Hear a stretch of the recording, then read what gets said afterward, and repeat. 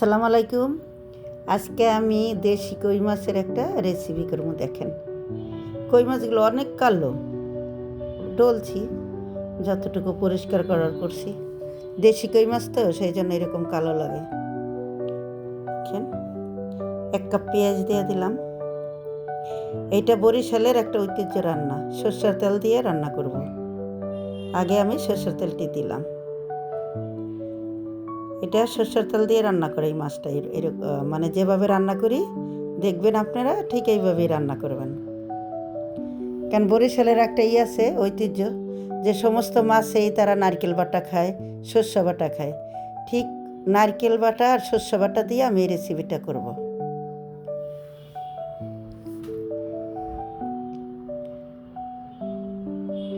সবসময় তো দেশি কই মাছ পাওয়া যায় না, এই জন্য রান্নাও হয় না।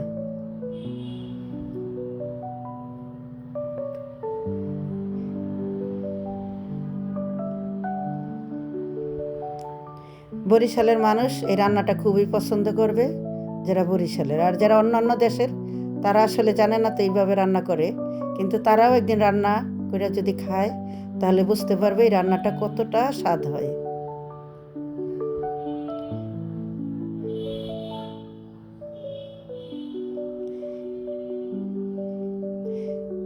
তেলের ভিতরে আমি একটু পানি দিয়ে দিলাম, একটু জল দিলাম, তেলটা মশলাটা যেন না পুড়িয়া যায়।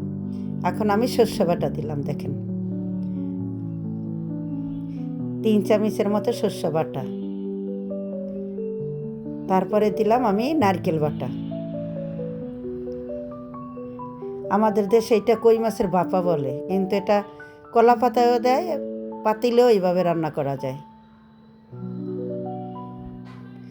এখন সব সময় তো ঢাকা শহরে কলা পাতা হাতের কাছে নাই, সেই জন্য আমি এই কড়াইতেই রান্না করে দেখাইলাম।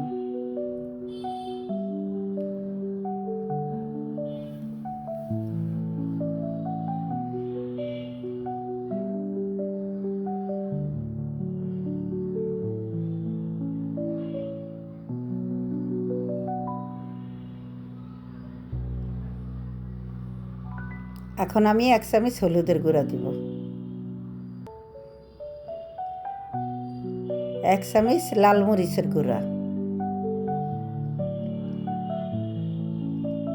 তারপরে আমি আধা চামচ ধনিয়ার গুঁড়া দিব। আর কোনো মশলা যাবে না এর ভিতরে, শুধু যাবে রসুন বাটা।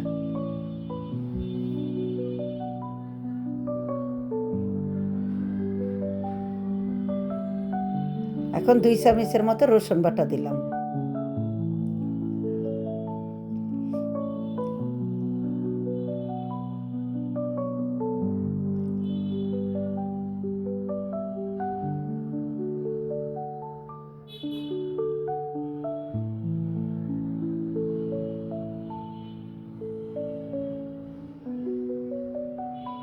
মশলাটা আমি একটু ভালোভাবে কষাইয়া নিব।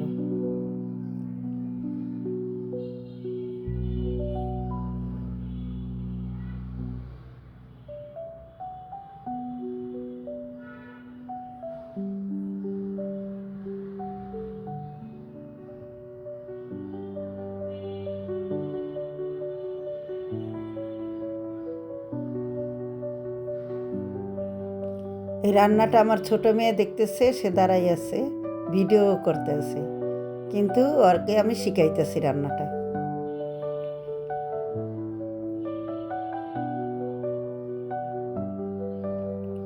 মশলাটা কষানো হয়েছে, তেলও উঠে গেছে।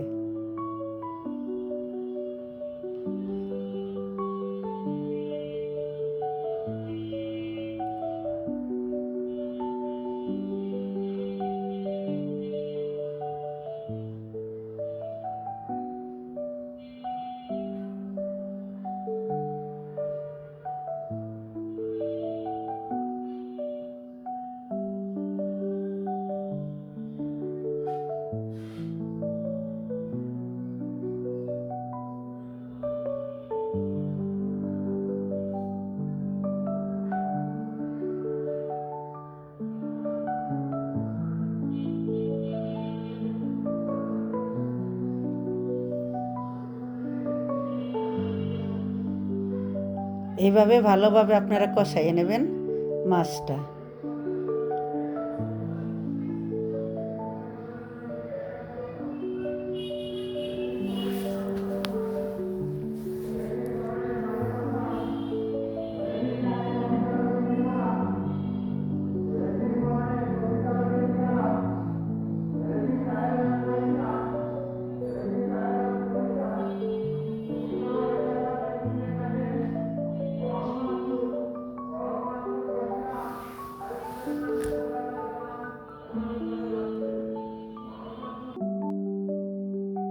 কিছু স্লাইস করা টমেটো দিয়ে দিলাম, বেশি দিব না, অল্পই একটা টমেটো দিলাম। এখন আস্তা কিছু কাঁচামরিচ দিয়ে দিব ঘ্রাণের জন্য। আরও 10 মিনিটের জন্য এটা ঢাকা থাকবে।